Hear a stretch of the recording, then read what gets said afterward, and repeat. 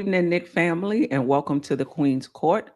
I am your host, Stephanie. You can follow me on Twitter at BKSteph33. We're here every Monday to break down last week, talk about next week, and all the storylines in between. We got a lot to talk about, as always, ladies and gentlemen. But just a little bit of time, just 1 hour. The Knicks play Sacramento tonight at 7:30 p.m. at Madison Square Garden. I want to say they're 19 and 33.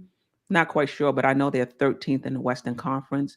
The Knicks are 23 and 27. We are 12th in the Eastern Conference. If the season was to end today, we would not be in the playoffs. We would not be in the play-in. I'm not sure there were many fans who predicted this, other than Sherwin M. Probably. Shout out to Sherman. If you're new to this network and you haven't already, please like, subscribe, and hit that notification button so that you'll be notified anytime a new show or video drops, like the Queen's Court, of course, the controversy, Knicks and Bruises, the NBA report with Ron and John of Still Nick fans, and of course, pregame, postgame, the shoot around with Simeon Russell, the owner of this channel.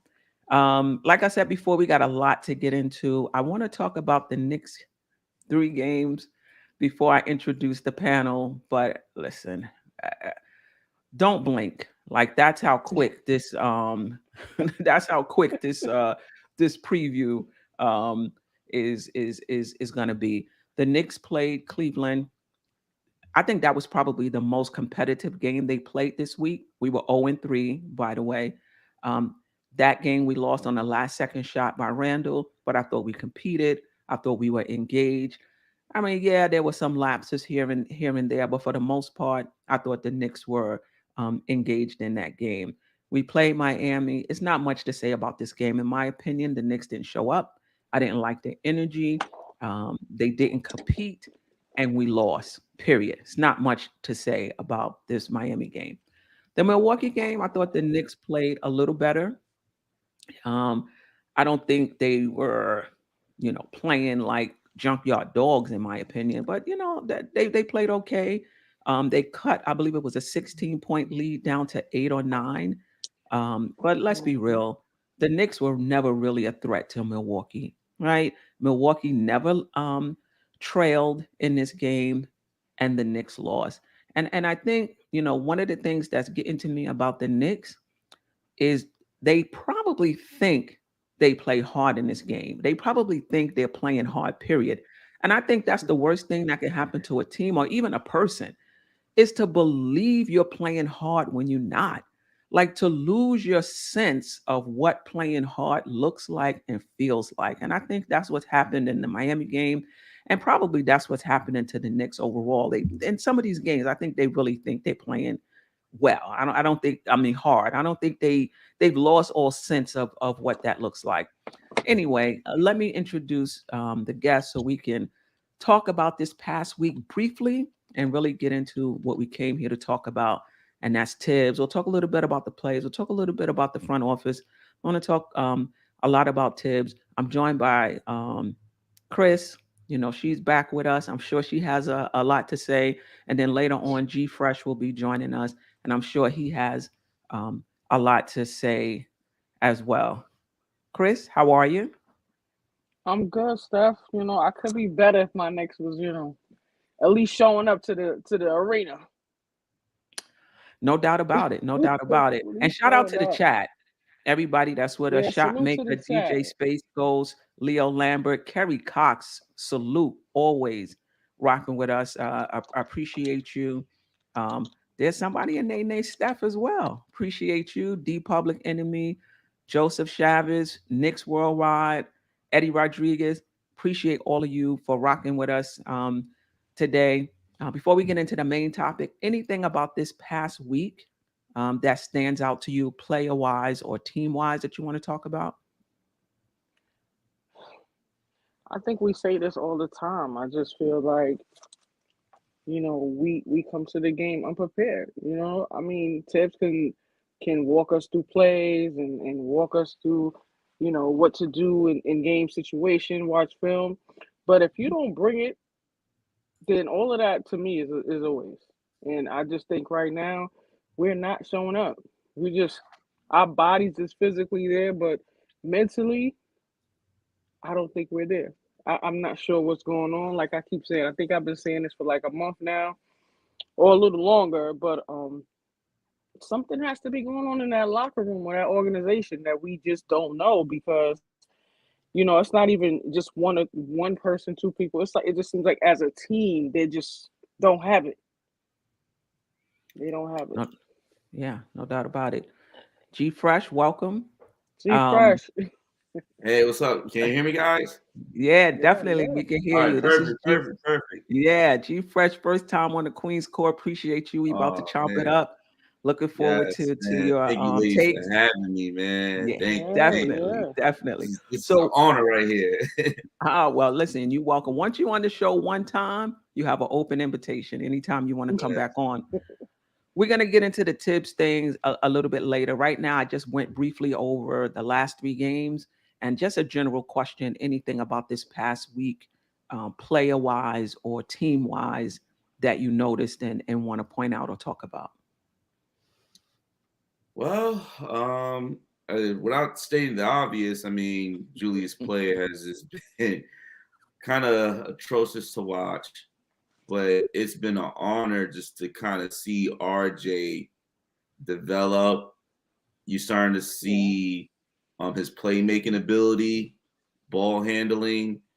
So I'm happy to see RJ kind of just step up his game and seeing Obi with his very limited minutes, just to still see that this guy could still come out with energy, come out and contribute the way he contribute. That's what you want to see. The question would be, will Obi, can he do that with expanded minutes? Sometimes guys, they come out gun blazing because they know they're only getting 10, 13 minutes. But, how would he respond if he's to get 20 minutes a game, even though that'd be Yeah. very difficult for that to happen, with Julius in the rotation. But those to me, those my are definitely my highlights. I Mhm. mean, I think for myself, to piggyback off what you're saying, what stood out to me was just the lack of energy this team is playing with. I think the Cleveland game, like I said, I think Cleveland, they showed up, but they looked energetic. There was some Yeah, lapses defensively, but I felt like they were engaged. That Miami game, Yeah. Milwaukee, the energy was up a little bit, but I still think that the Knicks have an energy problem, and I think it's a chemistry problem.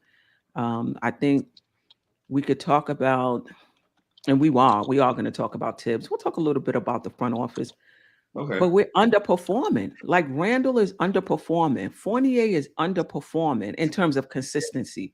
We're not getting much from Kimba. It's so hard to win in this league when your best players are not showing up, every single game. And we'll get into Tibbs. I don't think he's helping matters, but Yeah, your guys have to show up. It's going to be hard to win no matter what if these guys are not putting in work, yeah. each game. And I think I was thinking when you was posing these questions, it had me really thinking we're really missing Rose. If you really think about it, I mean, I really thought that his impact wouldn't be really lost on the court, but it is really missing. I mean, he's basically missed almost what he's played 26 games. He's missed almost 26 games. So him missing him.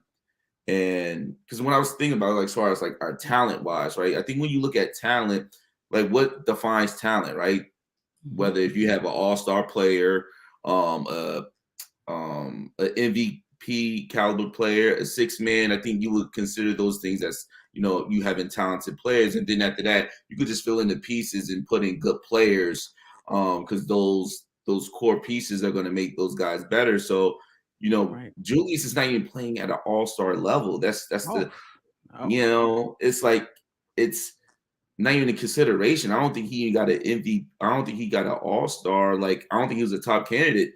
Rose got votes more than he right, did. right. So when you seeing your MVP guy from last year in Randall, who's not playing at an all-star level. You're missing your veteran, who's a three-time all-star, MVP player, rookie of the year. You know, the guy Derrick Rose is really accomplished, regardless of the injuries. When you're missing those two key pieces, it's you're kind of lost.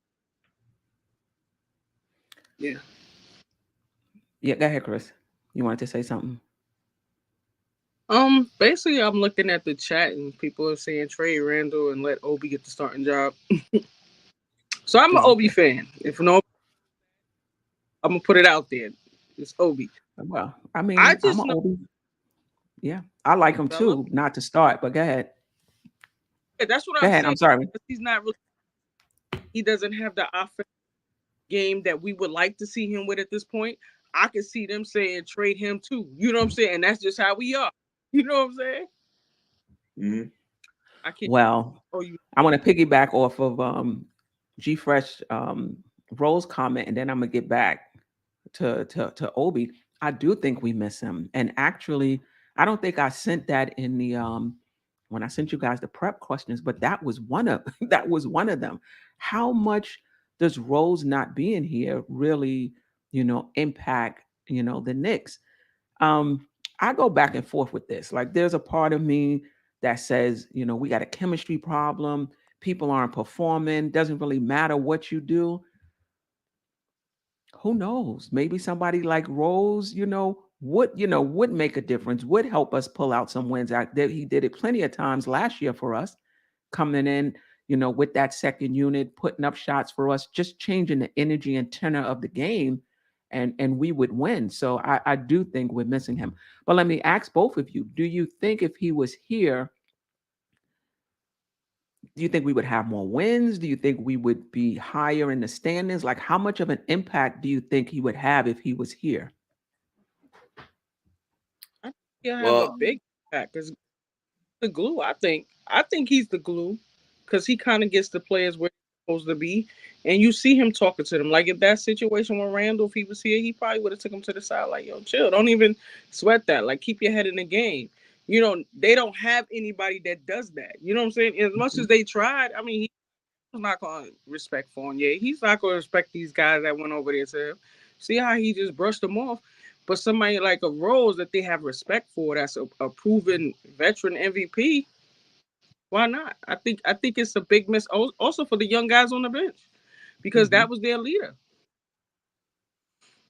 Yeah. yeah, I agree. I mean, Rose is an extension of Tibbs, so he's going to translate the message in a player form that these guys are able to respond. And kind of what I guess Randall said a couple of days ago, that throughout his struggle, Rose has been that mentor for him, from the outside. But clearly, he's missing that on court mentor with Rose. So, um, I could see us at least being above 500 having Okay. Rose, but that's pretty much it. I want to say, oh, we're fourth seed, fifth seed, but I could Right. see us, amongst those teams, maybe a 7, 8 seed, not looking out, into the play-in with Rose. Because I think with Rose, he does a lot of intangible things. I mean, he's clutch.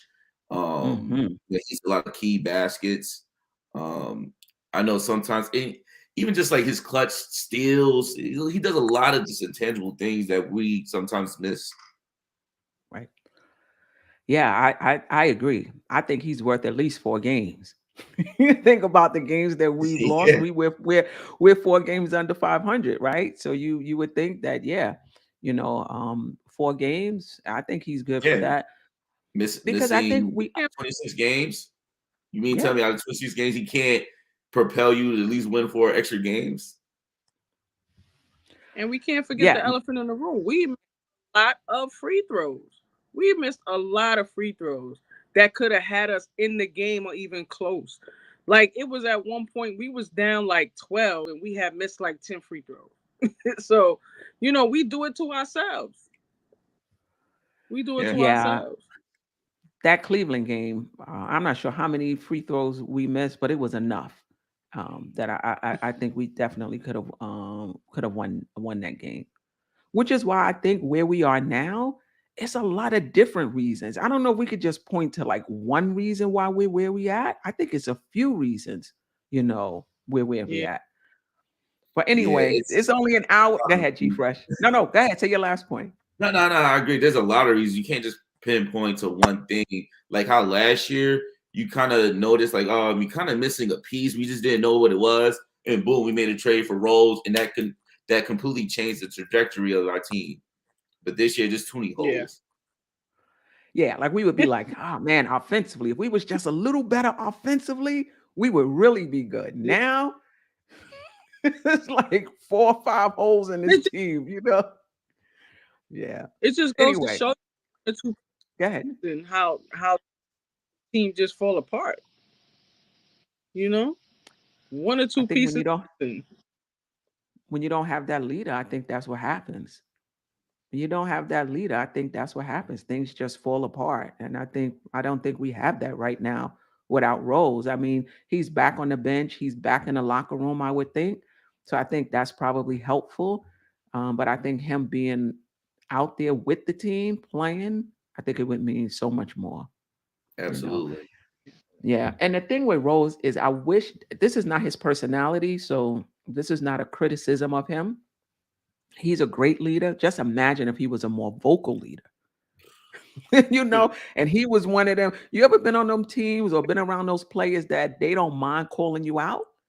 Like the coach don't have Yeah. to do it. Like a player would, call you out, or you could see them drawing back and forth because the player is letting you know we don't have Yeah. any of those on this team.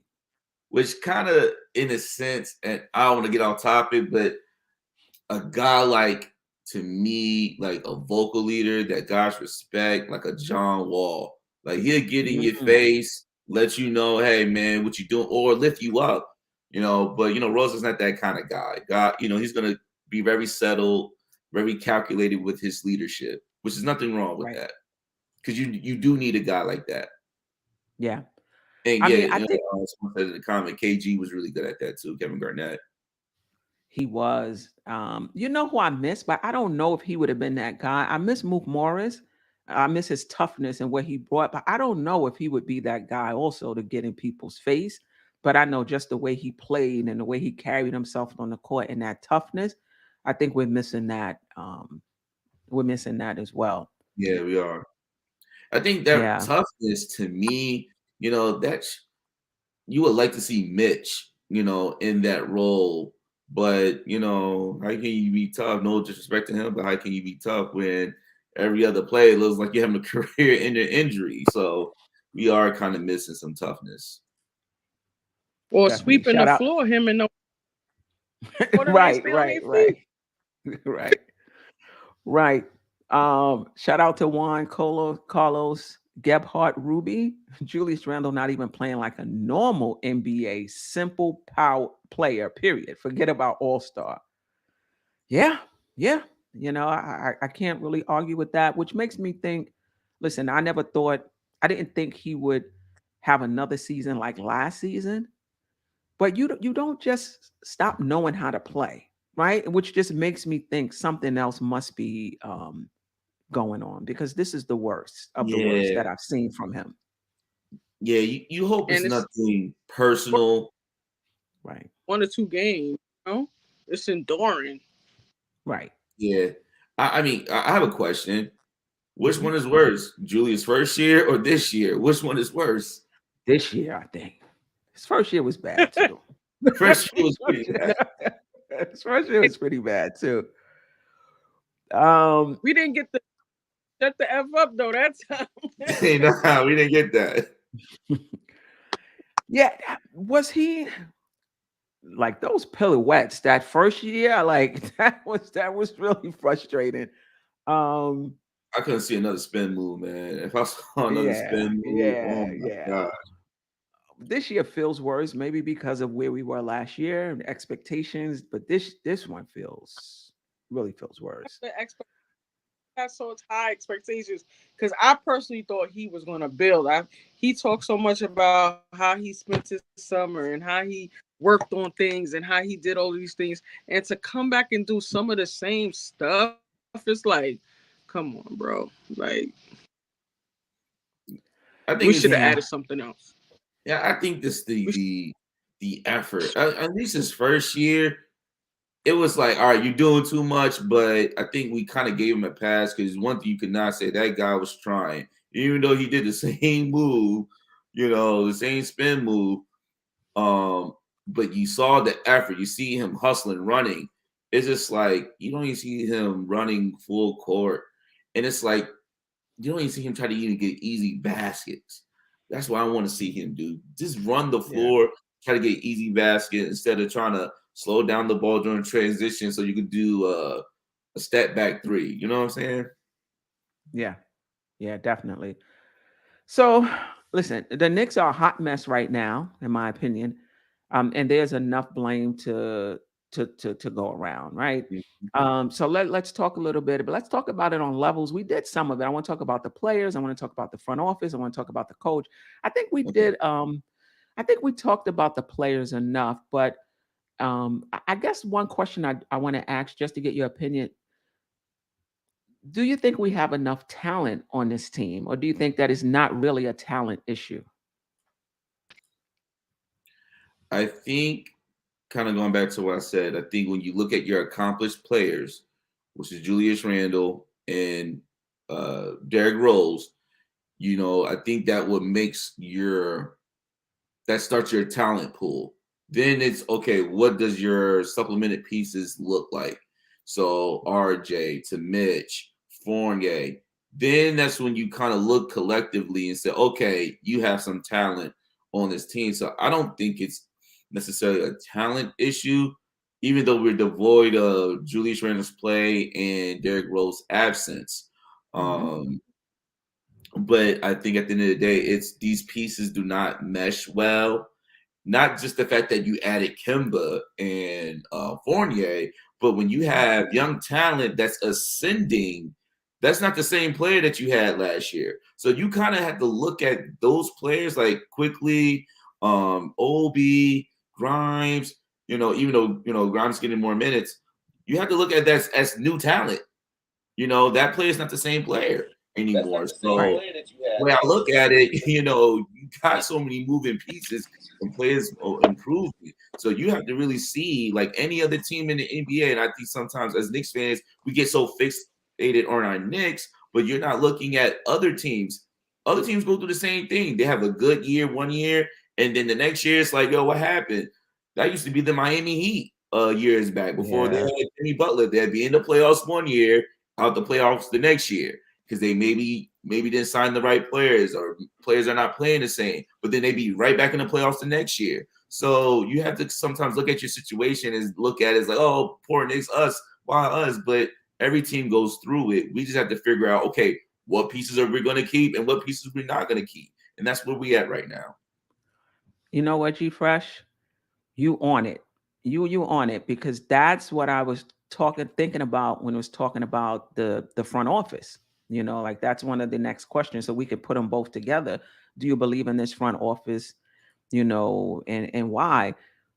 What you're talking about, if you think about the Knicks as an organization, the last time we made the playoffs was in 2013, which was 7 years ago, right? The Mhm. Knicks were in the lottery for 7 straight seasons. We're just 1+ years into this rebuild. And you're Yeah. absolutely right. We're trying to turn the organization around. I think this is bigger than just the Knicks on the floor. That's part of it. Don't get me wrong. But this is about us as an organization as well. So when we start talking about making changes and we're talking about Tibbs, we got to look at least I'm looking at it in the entire scheme of things, right? Yeah. Not just this season on the floor. We're one a little over 1 year into this rebuild. We Yeah. were, I don't know if I want to say we were a trash franchise, but we weren't a really good franchise, right? Yeah. Now we're turning the corner a little bit. And just like you said, every organization goes through it. A year in the playoffs, a year out, 2 years in, a year out, one step forward, two steps back. Before you get to that point where every year you're in the playoffs and now you add another piece that takes you to the next level, add another piece that takes you to the next Yeah. level, and then you're a championship contender. It's Yeah. not always a linear, it's not always linear. Sometimes it's like, it's like that. Exactly. Like, so I think sometimes we have to just look at the bigger picture, as a fan base. Right. Look at Golden State. If you look at the many players they signed that didn't really work out, and guys that they draft, they didn't really pan out, you really start to see, and guys that maybe they had to trade. You look at before the Steph Curry era, they had Monta Ellis. Yeah. They had David Lee that we didn't want to re-sign. And he was a So you workhorse. sometimes look at, you're gonna have years where you overachieve, you have years that you underachieve. But at the end of the day, you have to look at, you gotta build respect in this league. And I think one thing we did, which was very underrated in the all season, if you played well for us, you got paid. You don't think Right. other teams look at that? Oh, Right. Burks got paid. Oh, Noel's got paid. Other players look at that. So if I go to the Knicks and I ball out, I'm gonna get paid. So A lot of teams, money. players look at that kind of stuff. Wow, that's next level stuff. You're absolutely right. When you're thinking about turning around an organization, those little things matter. And we'll get into Thibs next. That might have been one of the impetus, one of the reasons why they went out and got Thibs over another coach, because they were also thinking about, we have to change the direction of this, organization. We need a Yeah. strong-minded coach that, is going to set us on a path. Now, whether he's going to be here to see it through is a whole other question. But I Yeah. think that might have been why they hired him in the first place. What do you think, Chris? Yeah, I think so. I think that even when you're talking about Golden State, they hired Mark and he put that team together and then he was gone. You know what I'm saying? So at the end of the day, I feel like you do probably need that coach to kind of set the tone and get the right pieces and players in place, and then you go with somebody else. Because I didn't think Steve Kerr was gonna do what he did in Golden State. You know what I'm saying? And I don't think nobody else thought that. But look what it is. How many championships later? So um I'm hoping that, there's something else coming. Like I hope that this is not the state of the Knicks for this year. I hope that they're really working on some pieces. We got a couple second round draft picks and stuff like that. So a couple picks. We just got $1 million off that trade that we just did. So I'm hoping that to be, because I can't really see ending the season with this team the way they're playing right now. I mean, I kind of agree, and that was my mindset as well. But now, just taking that step back and taking that bigger picture, the Knicks, I would want that front office to make decisions not just with this year in mind. Okay, I want that's good. the That's front good. office to make decisions with the long haul in mind, because I don't want them to go out and be risky and rash and do something really aggressive that's only going to help us for this year, but it's not going to help us for the Yeah. years going forward. I Ben see Simmons as our center. I see Leon Rose a very methodical kind of guy. I think him being an agent, I think that plays a big role. So for him, as far as other guys in the league, you look at Rob Pelinka, agent turned GM. I mean, I think you see the success that he has. I think LeBron kind of over Trump last year. I mean, this following year of him wanting certain players. I think that was kind of Rob kind of just trying to appease LeBron. But I think that second year, I think Rob did a good job of, building that team. I think the year they won the championship, I think he did a good job of moving some pieces around, getting guys there. So I see it's kind of the same kind of trending to that direction. I think we plan on getting younger and just filling in, the right veterans. Where I think Hebrew Remnant mentioned this. I think this front office is going to save Thibs from himself. So it's like, we're going to pull the curtain from you. We're going to get rid of these veterans. You're going to be forced to play these young guys. And if you are gonna put, if we are gonna get some veterans, we're gonna put some veterans that maybe are not guys that could really give you a contribution to necessarily gonna help you win every day. Right. Got it. Well, let's talk about Thibs. Let's get into it. Before we talk about whether we should keep him and whether you want him to go and why, let me just ask the both of you, what are your particular issues with Thibs, and the chat as well? I mean, the chat is already, we ain't even talking about They Thibs, we going talked in. about Thibs. But what's the particular issue you have with Thibs as the coach, if any? If any. I G think Fresh he's and then just Chris. stubborn. Okay. All right, Um, Chris and then G Fresh. No, I saw that he could go first. He guess. I guess. um, I would say, besides stating the obvious, his rotations. Um, I know a lot of people talk about him holding Randall accountable. I think for me is him not replacing Mike Woodson. I think that's, to me, that was a big thing that I think we kind of, as Knicks fans, kind of, didn't really take notice of really how Mike Woodson was that glue coach for us. I mean, Mike Woodson did not get enough credit as the offensive guru coach. I mean, you could go Google it, look it up yourself. Most of the time, he is a top 10. His teams are in top 10 in offense. Um, so I think I'm just not really sure on this coaching staff that he has. Yeah, you got Kenny Payne and a few other guys, but I feel like I think Thibs should have went out and maybe went out to get a guy like a Mark Jackson, maybe a Avery Johnson, to kind of bring those guys back into the league to help him. So that's my only gripe. That's a little different besides the obvious with the rotations and Right. whatnot. Do you think that was his call or the front office call to replace him? Um, Mm. I think it could have been his call to replace Mike. Mike came in. That was more of the organization, and that was kind of like with the Leon Rose kind of took a page out of Rob Pelinka. You get Vogel, and you get Jason Kidd. So just in case Vogel doesn't work out, boom, I got my second guy. And both of those guys have two different styles where they're not going to really clash and they could actually complement each other. So I think that was kind of a bad call on Thibs. But I think Thibs kind of, I'm not going to sit here and say the guy Thibs wants 100% control, but, I think he could have, for lack of better words, could have did when it got like an offensive coordinator kind of. So, yeah. Chris, what's your particular issue with Thibs, if any? How much time we got? No, I'm just kidding. I honestly feel like,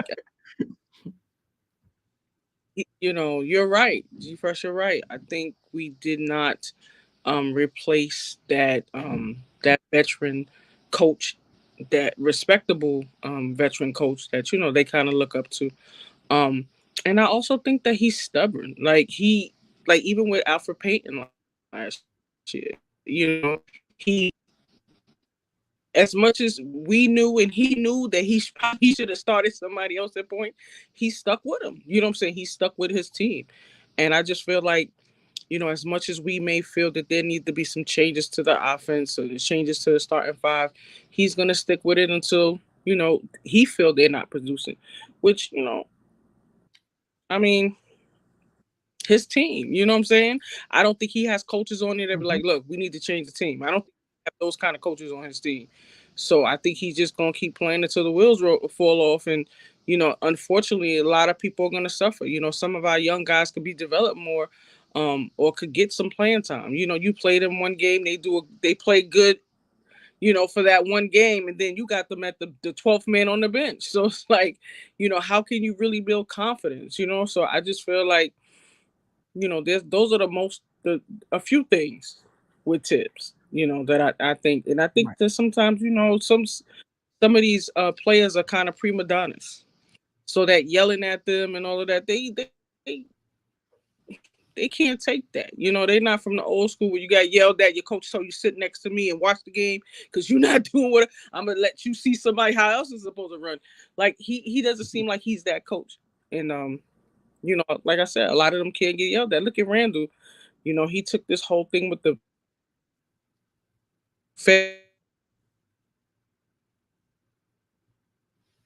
Yeah, Chris, we can't what we can't hear you. But I'm sorry, I the keep getting question I was, yeah, that's okay. It's going in and out. But I mean, listen, as far as Tibbs is concerned, did the Knicks not know that when they hired him? Like, is Tibbs doing anything now that the Knicks were not aware of when they hired him? I think we all know what we're gonna get from Tibbs. I think um, the sad part is that Tibbs went throughout this whole journey of learning how to be a coach from the high school level to the AAU level to kind of retouch, himself a little bit to come ingratiate himself back into the league. And you kind of just see that he's just kind of doing what feels comfortable to him. Even with games where I felt like where we got this game in the bag, you still got Julius and the rest of your starters out there in the 2 minute mark.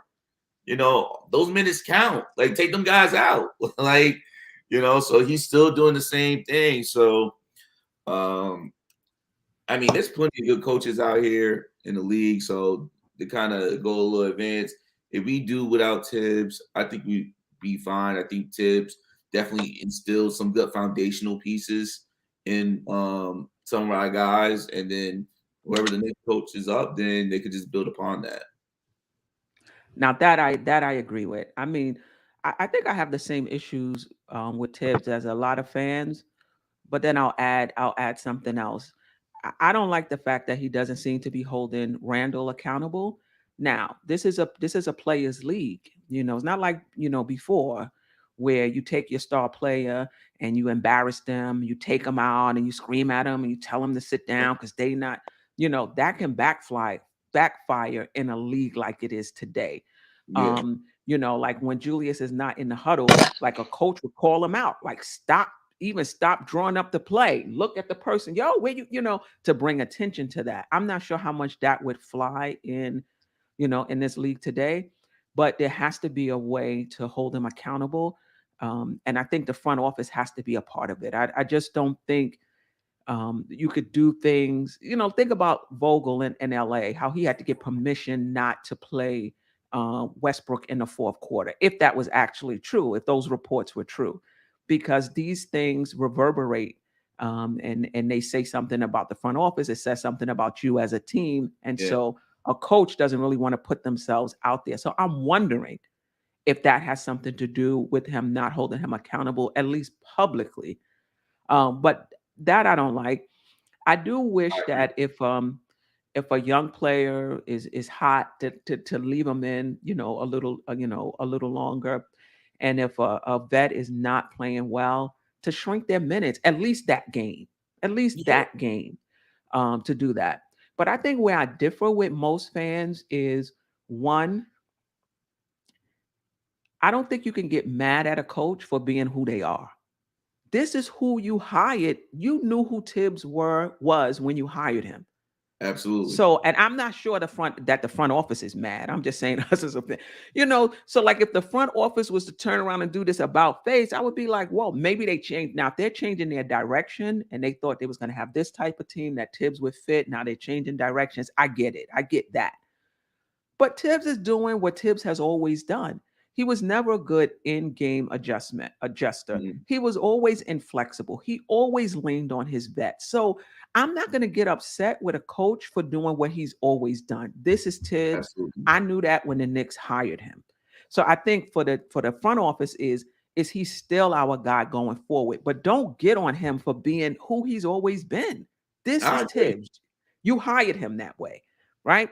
The second thing I want to say is I do agree in any particular game he could let a young player play a little longer, take a vet out a little longer to give us a better chance of winning that particular game. Yeah. But in the entire scheme of things, what Tibbs is not the difference between the 12th seed and the fourth seed. What Tibbs is doing and not doing is not the difference between us being 4 games under 500 and being 5 games over 500.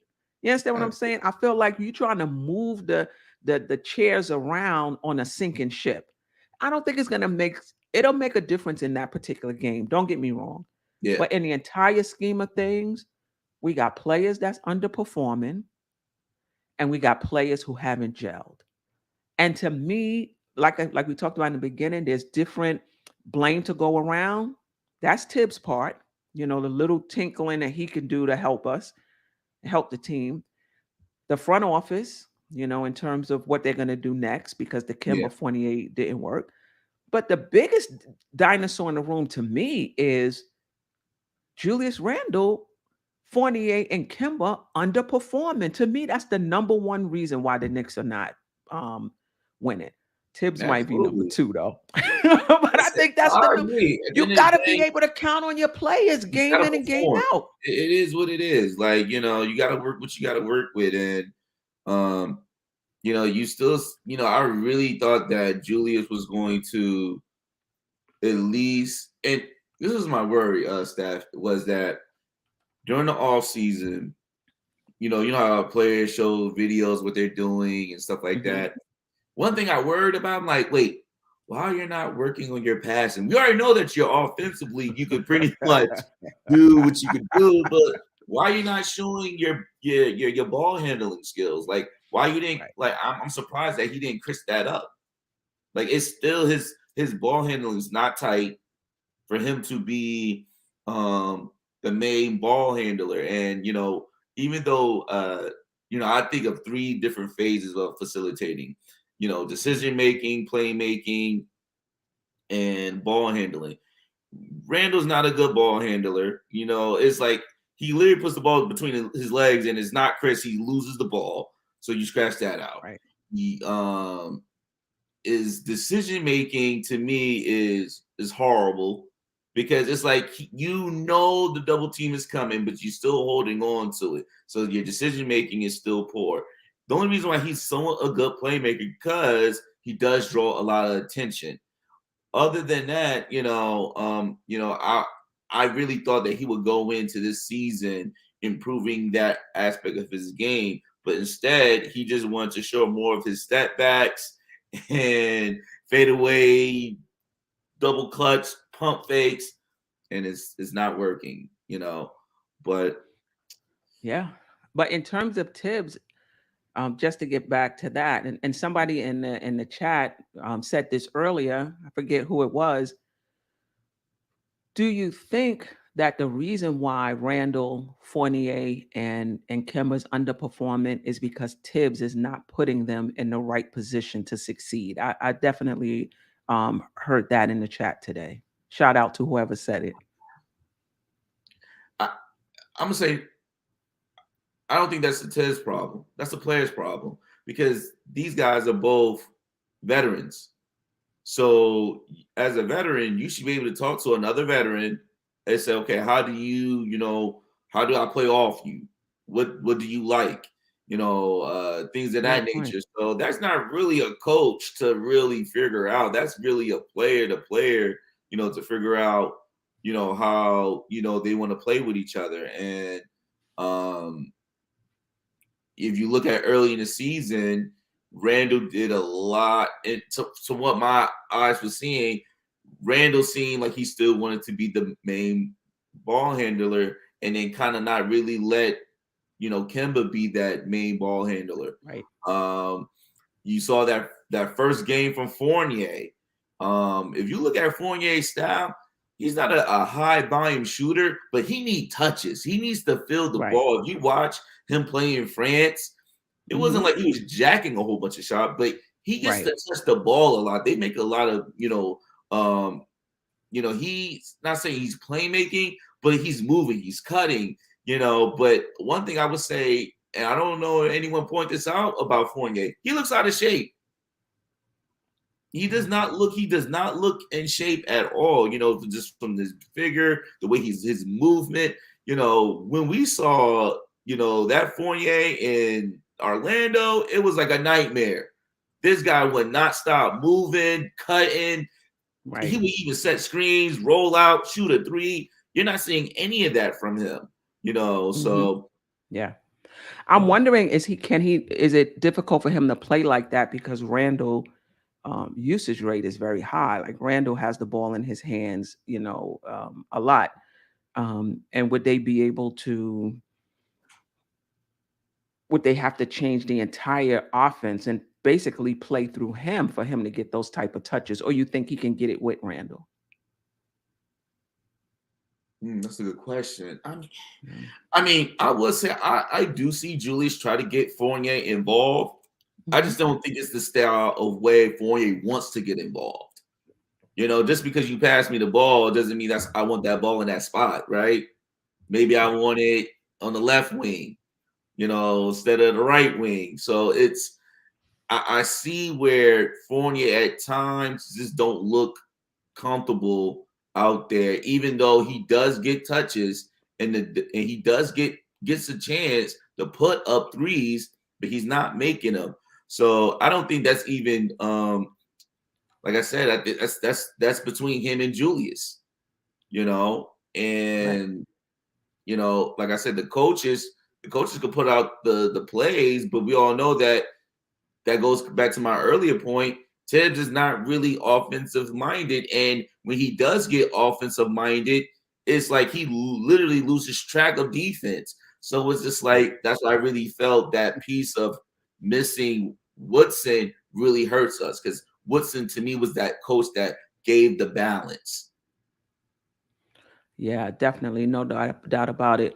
So, like, just given what we've talked about today, but also given where the Knicks are as an organization, right? 1.5, not one, maybe 1.5 years into this rebuild, in terms of changing the culture. Do you want to, I guess it's two questions. Do you want to fire Tibbs or not, or yes, but the timing, just given where the organization is, may not be the best? What's your take on that? My take is you give him at least 4 years. Okay. I think as an organization, your front office, you could clearly see Fournier and Thibs, that was a front office move. I don't think, even though, let's keep it real, even though Thibs did sign off on it, that doesn't necessarily mean that was his gut of what he really wanted. He probably said, okay, fine, I'll let y'all do that. That's fine. Said it with a smile on his face. I'm not. So I think that was the issue. So I think the front office, I think even was him and Leon being, at least friends. I don't think Leon Rose would do that at all. And I think it would not be a good look for us to fire Thibs this year or even next year, unless next year has to be abysmal. They had to be horrible, because I think going into this trade deadline, we're going to make some changes. So maybe if you are seeing the same results from last year, then it would be a Thibs issue. But I think he still gets his pass for this year, and then you see what happens next year. But I think you give him, his 4 years, unless things are really, really bad, then you cut it short for 3. Yeah, I mean, I wouldn't fire him this year. I could see Tibbs not being a guy when we're a championship contender, because I remember saying that in the playoffs against Atlanta. I Just remember. no adjustments were being made, and I was like, Well, you know what? Tibbs might not be the guy that's going to be there when we actually win this chip, you know? But I agree. I don't want to fire him this year for a few reasons. One of them is give him his guys. Don't give him a Kimba and a Fournier, and then because he's not able to win, or the team is falling apart, and there's other issues besides Tibbs, yes, other moves. why the chemistry is not there. Don't fire him. Don't give me my people. You want to fire me? Give me a type of team that I can get behind with my type of players. And then if I don't get it done, move me out of here. But don't give me broken down, busted up knee Kimba. Don't give me, Fournier, and then ask me to build a winner out of this. Don't do it. Right. Yeah, So exactly. yeah, so that would be one reason not to fire him. Second is Randall just underperformed. Randall making Tibbs look bad. If the Knicks was winning like last year, what Tibbs is doing now is no different than what he did last Exactly. year. But we was winning. People saw it, and even the fans saw it. But we were winning, so we let it we let it slide. We're not Exactly. winning, so it's much more of an issue. But another reason I wouldn't let him go is just culture wise as an organization, and you talked about it, G Fresh, is one step forward, two steps back, one step forward, two steps back in terms of trying to change any organization, trying to change a culture. It's not something that's going to happen overnight. And at the first sign of adversity, you can't be like, oh, we're going to fire the CEO. We're going to go, unless it's something really Yeah. growth, like really huge. And you have to, because that sets the organization back sometimes as well. Yeah. So I agree with you. We got to stay the course for now. Go ahead. Yeah, and it's once again, it don't look good from a media standpoint. You got to look at that. Oh, Knicks fired another one 2 years. You know what I'm saying? They give coaches 2 years, they get rid of them. So it doesn't look good, and especially if you're a player, you regardless, you want to see some stability, and you want to see how the organization, when they, like you mentioned, when there is adversity, you want to see as a player how they respond when they have adversity. Do they just start getting rid of everybody? I don't want to go to a team that, oh, as soon as something goes bad, they're looking for a scapegoat. Right. Which is what's happening now, at least from the fans. I'm hoping that the front office is not being reactive. Let me just address this before we go quickly into to next week. We only Yes. got about 5 minutes. Um, Tibbs wants all vets. I don't think Tibbs wants all vets. I think Tibbs wants players that can play. Tibbs want players that can play. And young players have to go through a process before they get to a point where you can count on. Look at RJ. It's his third year. He seems to be coming into his own. It takes time. It takes I time. mean, listen, this is a winning league. A coach, you come in, you start losing, you out of here. They want to know why you're not winning. A front Mm-hmm. office wants to know why you're not winning. So I don't think Tibbs just want all. And when we talking about vets, let's make a distinction between grizzly vets that are like 32, 34, 35, and young vets that are 26, 27, 28, who've been in this league a number of years, but they're still young enough to contribute. I think Tibbs is looking for young vets, right? There's nothing wrong with young vets, 26, 27, who've played in this league, and now you know what you're getting in them. There's nothing wrong Exactly. with Yep. that. So when we say vets, what are you talking about? I don't think Tips want grizzly old over the hill people. He want Mm-hmm. players that he know he can count on game in and game out. And as a Yeah. coach, your job is to win. What's wrong with that? It's going to Yeah. take a young player, unless it's a stud, a few years before that you can count on them. Go ahead, G first. No, I agree. And one thing, people, this is where I will agree with Tibbs on this. He's gonna make those young guys push harder. You look at any of the young guys that he coached, and then even though they left Chicago, whatever, look at Anthony Towns. No one's questioning his toughness now. Right.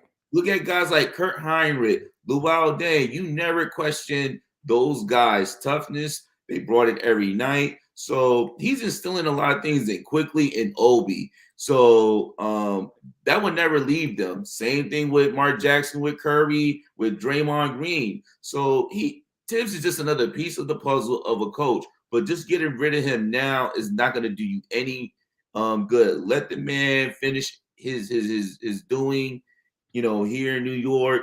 Because once again, it's just not a good look.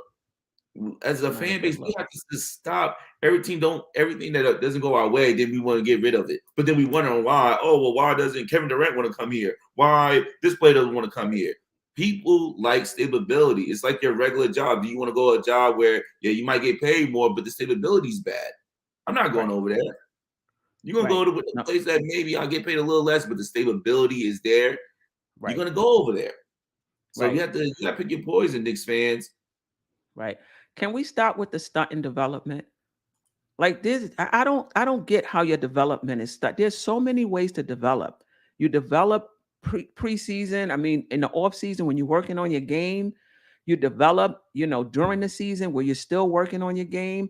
And if you're fortunate enough to earn minutes in the game, you develop that way. And then in the off season, you can build off of that. This idea that you need 5,000 minutes in order to develop, 5,000 game Oh, minutes in order to develop, in my opinion, I'm man. not sure where that came from. You And can't stunt a person's development. A cream always going to rise to the top. You're not stunting anybody's development. Let's stop with that. yeah, exactly. And it like this notion that he doesn't know how to develop young talent is to me is a whole bunch of BS. To me, it's you've seen the growth in RJ, you've seen the growth in Obi, you've seen the growth in quickly. But you have to remember, someone mentioned about Pop. No one was saying that about Durante Murray. Right. Murray a couple of years ago. They just say, "Oh, this guy's just going to be a defensive guy." Now look at him, one of the Right. top two-way point guards in the league. It takes time, people. Stop thinking that 1 year, 2 years. It may take guys a while. Look at Jaylen Brown.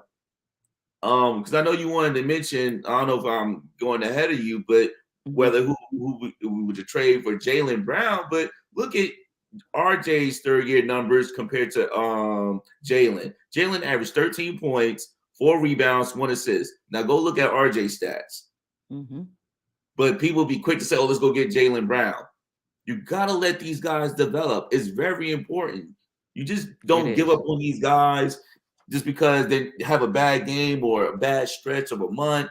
You gotta let these young guys develop, and you gotta stick with them. Because the You way can't. RJ is projecting, he's gonna be Mhm. an all-star. I think he will be, but this is what I will say to that though.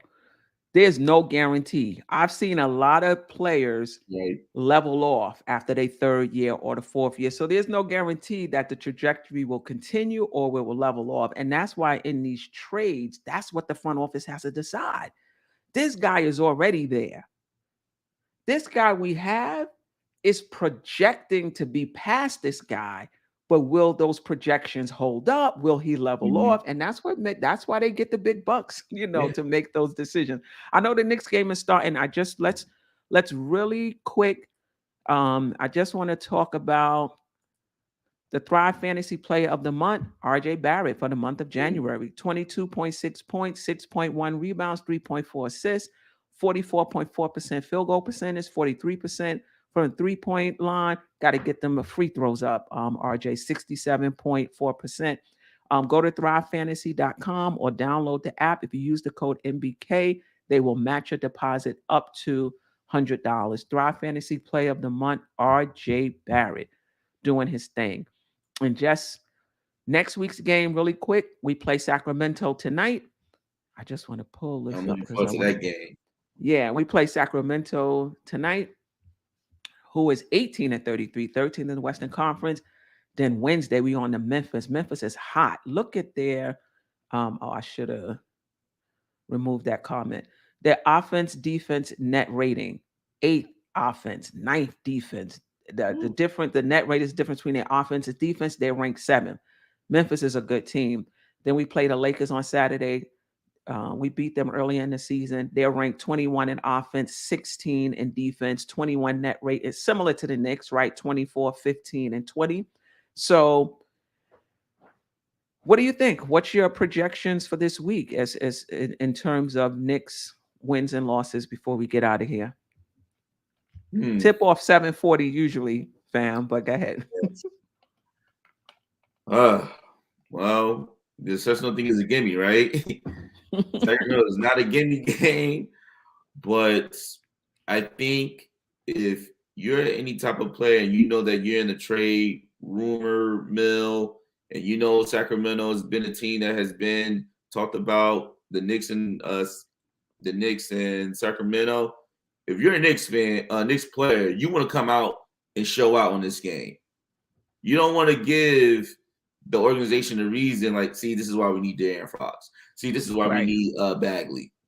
Right. So like, I think that goes with that. So I think, we could squeeze this game out.